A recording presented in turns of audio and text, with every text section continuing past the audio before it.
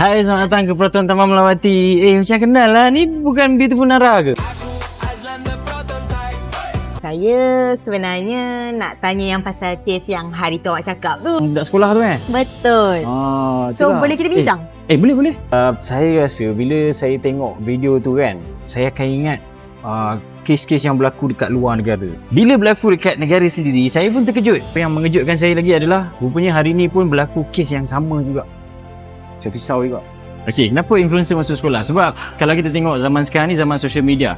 Jadi influencer sekarang ni kadang-kadang lebih dekat dengan pelajar. Saya rasa mungkin kita boleh ambil approach yang lain sikit sebab kita dah ada cikgu disiplin kat sekolah, kaunseling kat sekolah. Tapi kita tak ada seseorang dari sudut pandang berbeza, iaitu daripada industri yang lain untuk bagi kata-kata sikit dekat budak-budak ni kan, yang boleh dijadikan ikutan. Yang diorang nak dengar cakap lah, senang cerita kadang-kadang budak ni kan, kalau keluarga sendiri cakap dia tak nak dengar, cikgu-cikgu cakap dia orang tak nak dengar. Tapi kalau orang luar cakap, influencer yang dia orang suka, tiba-tiba terus datang inspirasi kan. Kita ada ramai lah influencer yang berilmu ataupun berakal lah, senang cerita. Contohnya macam Khairul Aming, dia ada pendidikan, budak-budak suka tengok dia, suka jadikan dia contoh dalam capai kejayaan. Lepas tu kita ada Zidin Aziz yang pandai menyusun kata, bermain dengan kata-kata kan. Lepas tu kita ada Idin Ramli yang suka bagi nasihat dari sudut rohani ataupun keagamaan, pun menjadi ikutan orang muda. Abang Mat Noor yang sentiasa menjadi rujukan. Gen Z ni bila cerita bab financial, dia akan refer siapa? Abang Mat Noor. Maksud ramai je influencer yang boleh dibawa ke sekolah.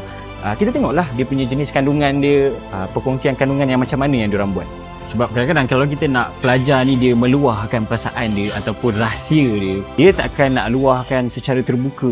Kalau kita buat sembang tanpa pentas ni, maksud dia kita boleh bawa pelajar ni duduk sekali dengan kita tanpa ada mana-mana orang yang diorang rasa takut ataupun diorang perlu tunjukkan rasa hormat yang tinggi. Jadi sembang tanpa pentas ni dia lebih sesuai lah konsep ni untuk nak mengorek rahsia diorang ni.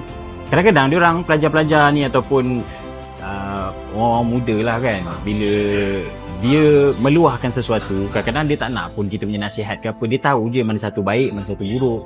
Cuma dia nak orang dengar dan bersetuju dengan dia. Jadi sebelum kita nak bagi nasihat je kan, kita dengar dulu apa dia nak cakap, kemudian baru kita masukkan apa yang sepatutnya kita cakap dekat mereka. Okey, satulah saya nak pesan dekat adik-adik dekat luar sana. Okey, kalau korang ada masalah ke ataupun ada gangguan emosi ataupun sesuatu yang mengganggu korang lah, pertama sekali carilah abang-abang ataupun kakak-kakak yang mungkin korang boleh mengadu ataupun bercerita. Kehidupan dekat luar sekolah tu sebenarnya lebih mencabar daripada dalam sekolah. Jadi apa yang berlaku dekat sekolah tu sebenarnya benda yang kecil je.